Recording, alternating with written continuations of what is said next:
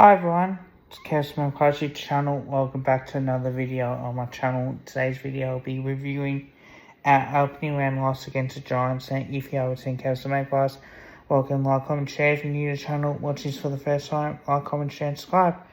Now, I did do a live stream of this game as well. I know this is for doing it a few hours later, but I tend to think that I think as much as I did say we'll win by 17 points, and the fact is there's no chance the Giants will win, I got that one wrong. I take responsibility for it. But the problem that I have is that when you look at the game, 6-16 compared to 15-14. So that's like, 30 scoring shots to 22. But the thing was, and this is, again, a different story, when you kick 5-3 compared to 1 goal 6, it's just another bad kicking performance.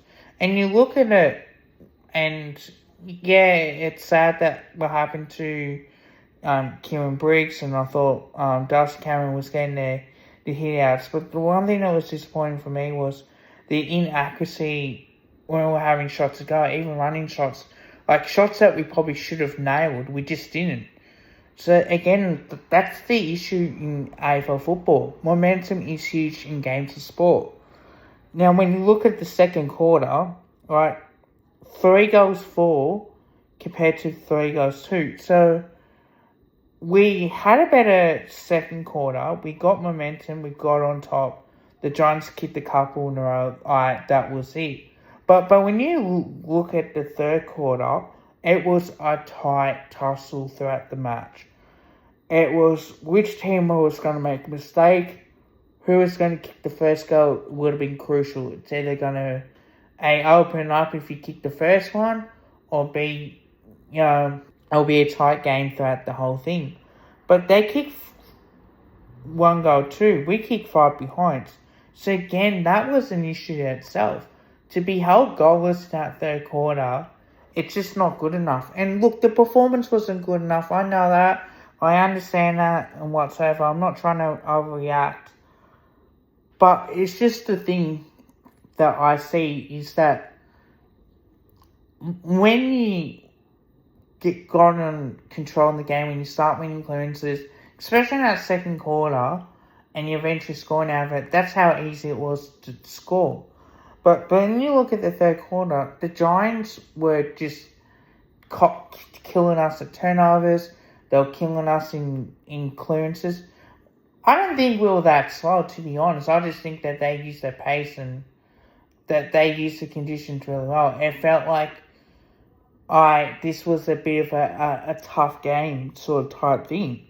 But when you look at it in the last quarter, 2 goals 3 compared to 6 goals 5, that's the ball game right there, and it was always going to be like that. But unfortunately for us, we just have to be better than this. I think that we're a much better team. Look, do I think that we can beat Port Adelaide next week? Yeah, sure. I do still think that. Because you got to remember too, right? Every team will have a loss like this. And you can look back and go, how the hell did we lose that? Don't forget too, the Giants started off brilliantly well last year, and they fell away and they choked the 2 leads. So I don't read too much in the Giants' performance as in such. They played well, don't get me wrong. They played absolutely brilliantly well. But the one thing that probably pissed me off a little bit more was the fact was that we just won the hit-out battle, but they were winning the clearances, especially in that second quarter. And that's, in the end, that's what probably cost us the match. Now, I'm not going to look at the stats just yet, but I will go through the whole game and talk about it as well. So, for people that are going to get off their high horse, Sam Kelly kicked his first goal. Now, one thing I will say as well with that, probably might have been a 50-metre penalty. Might have been there. But what about the free kick for the hands in the back that they were paying to GWS when we did it, but yet they weren't paying it to us when they did it to us? I'm not blaming the umpires for the loss, and I know people are going to say, oh, but look what this guy says, like, he mentioned the umpires. I don't blame the umpires for a loss. And that's what people got to understand. I'm not blaming the umpires at all. I'm just saying the fact was, if you're going to pay a free kick for pushing back, you got to be consistent. They paid 50-minute penalties. There's a few times that we didn't get it, but that's okay. Like, at the end of the day, the umpires make their own calls, and which I'm fine with. But let me point out one thing. Darcy Cameron kicked the point, and then Bobby Hill kicked the goal after that. So that was a perfect start, right? And I thought, okay, we're involved by a point here, whatever. Leak missed, Perryman missed as well. I think he probably could have kicked, to be brutally honest. Xavier Halloran kicked the goal, Will Hoskinell missed, and which again, that snap in the goal square probably had more time than he thought. In the end, that's what pretty much would have been. And missed by the Giants. Bo had a shot and missed, which again probably was kickable for his standards as well. Blocky Schultz definitely missed an opportunity that he should have kicked, and he was right in front too. How can you miss that? Callum Moran kicked the goal, and then Max Gruswick kicked his first, and then Vin Callum kicked the first as well. And then you had Toby Green miss, and Will Hoskinell kicked his second behind, in which, again, that was pretty easy for him to kick. He just didn't kick. Carbon missed, sideline missed. That was a tough shot. One thing I will excuse him for that. Brody Marchek kicked his first, and then Jamie Elliott kicked his first in the second quarter. Toby Green missed his second. A rush behind to the Pies. A rush behind to Giants. Checkers kicked his second goal. Cadman missed his second opportunity. Callum Wall kicked the goal, and Callum Brown kicked 2 goals, and Toby Green kicked his first as well. So I'm going to say that for a fact. Half time. Alright, we're still in this game. It doesn't look as great, but I can see what we're trying to do. The third quarter, Will Hoskinell missed a rush behind. Jack Chris missed again, which maybe could have kicked. Still sideline missed again. That one was pretty tough, but probably should have kicked it. Daniels missed as well. And Allen missed, which probably should have kicked that as well. Darcy Jones kicked the goal and another rush behind as well. And then I was thinking, okay, 3-quarter time, we'll see what happens. Because if we kick the first and last goal, that could set us up. Tim Memory kicked his first goal. Finn Callanan missed. Callum Brown missed. Brent Daniels kicked his first. Darcy Jones kicked his second. Ned Long missed. How can you miss that? Xavier Halloran kicked his second goal. Bobby Hill missed. James Lee kicked a goal as well. Jamie Elliott kicked his second goal. Toby Bedford missed. Darcy Jones missed. Finn Callanan kicked his second. Max Gruski kicked his the second I should say. And Mr. Bobby Hill, which probably could have kicked. And Finn Callanan missed as well. Apart from that, it wasn't probably the greatest performance throughout the whole match. I thought our second quarter was a lot better. To a certain extent, our last quarter when we had a bit of momentum. And that third quarter, in that period, it felt like it was okay. But apart from that, there's not a lot of probably positives at all. The only probably positive was that Checkers kicked 2 goals. Jamie Elliott kicked a couple as well. Our ball movement at times was great. And ability to use the corridor. We had pace as well. If that was such a good thing on top of that. We managed to keep it nice and tight before they kicked away as well. The negative, I think, to be honest, it's our goal kicking. That's another big thing. Just our mistakes, like that they punched us on turnover. Also, too, not winning the clearances in that second quarter, especially in that first quarter and third quarter as well. It felt like at times we weren't really doing much out of it, but that was pretty piss poor as well. Good things is that Darcy Cameron had 22 disposals, 37 hit-outs, although he was sensational. Perriman had 27 disposals and a behind. Josh Sakos had 28. He did what he needed to. Chris had 20 in his 250th game as well. Elliott kicked 2 goals straight as well. Sobron had 15 disposals. Bobby Hill had 12 and Dustmill had 13. Thought he took some really nice marks as well. Lockie Schultz had 10 disposals, but should have kicked a few as well. McCree had 12, which you'd be happy with. Maynard had 15 as well. Will Hoskinelli was injured, but he kicked 3 behinds and 11 disposals. McStay had 7 disposals and 10 hit-outs. I thought he did really well in that department. Probably didn't hit the scoreboard either, but Mychek kicked 2 goals as well. And Member kicked a goal from his 8 disposals. We just didn't get the ball in there. And when Long came on, he had 9 as well.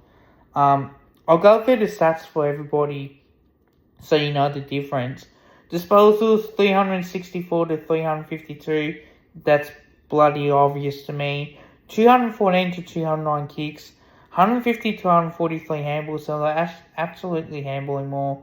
55 to 54 inside 50s. I thought we won that battle. Disposal efficiency, 77% to 67. Again, that's not good enough. Goal efficiency, 27% from 15 shots from 54 inside 50s to 10%, 6 goals from 55 inside 50s as well. Free kick count, 24 to 15 if whoever's interested in that stat. 47 to 24 in the hit-out, so we dominated that. It's a pity that we didn't dominate the clearances as much as we should have. 40 to 36, we just won that. Center clearances 12 to 8. Stoppage clearances 28 apiece. Contested possessions 139 to 118, so we definitely got our hands on that. Uncontested hurt us a little bit, 229 to 200. Turnovers 64 to 56. Really need to restrict ourselves on turnovers. And I'm confident that we'll get back on track as well. 64 to 56 intercepts. Timing possession 47% to 38 in the match. This quarter 52% to 35. In the last 10 minutes 43% to 22. Marks 93 marks to 87. Well, again, we allowed Sam Taylor to take most of those intercept marks as well. 9 to 8 marks inside 50 and contested marks 9 to 6 as well. Their biggest lead was 52 points. Ours were a point. So they dominated for majority of the game. We had 2 rush behinds and missed 5 to the right. 2 hit the post and 7 to the left. They had 3 rush behinds. They hit 1 post on the left, 5 from the left and 5 from the right as well. Tackles, 59 to 39, not good enough. Just our tackling wasn't great. 8 to 6 as well. Bounces 11 to 4, they dominated that. 1% is 43 to 34 and 72 each in the interchange as well. Look, it is just one bad loss. And a lot of people are going to say, oh, but look at you had Collingwood on top. Mate, we can still be on top. Every team will go through this sort of periods in the season where you'll have one bad loss and you have one loss that you probably should not have lost to. That's the difference in the end. How do I rate this out of 10? Look, it may not be good. I'll give it a pass mark in a 5.